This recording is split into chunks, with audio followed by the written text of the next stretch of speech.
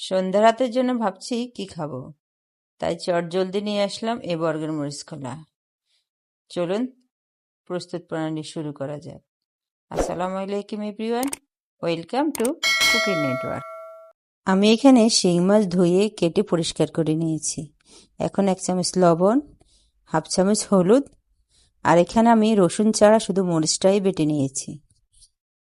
এবার পরিমাণ মতন রসুনটা দিয়ে দিচ্ছি। রসুন আমি একটু বাড়িয়ে দেব। এবার পেঁয়াজ আমি দিয়ে দিব। পেঁয়াজটা একটু বাড়িয়ে দিব, কারণ পেঁয়াজ বেশি দিলে এই মরিচ খোলাটা বেশি মজা লাগে। এবার ভালো করে মেখে এর মধ্যে আমি কিছু সরিষার তেল দিয়ে দিচ্ছি, অল্প একটু দিব। এই সরিষার তেল দিয়ে আমি ভালো করে আবার একটু মাখবো।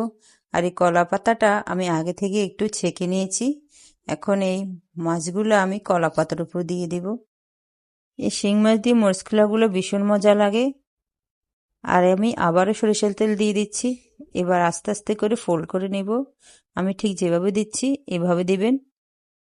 আমার মাছটা বেশি হয়ে গেছে আর কলা পাতাটা ছোট হয়ে গেছে, তাই আমার একটু অসুবিধা হচ্ছে। আপনারা চাইলে বড় থেকে একটা কলা পাতা নেবেন, তাহলে আর কোনো অসুবিধা হবে না।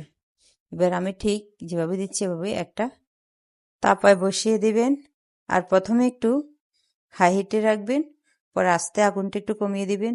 আমার কলা পাতা ছোটোর কারণে আমার মাছগুলো উল্টাতে খুব কষ্ট হচ্ছে। 30 মিনিট পর্যন্ত আপনাকে অপেক্ষা করতে হবে। এই তো রেডি।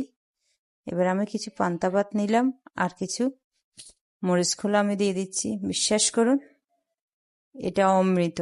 একবার খেলে তার মুখেই লেগে থাকবে। আজ এ পর্যন্ত। আল্লাহ হাফেজ।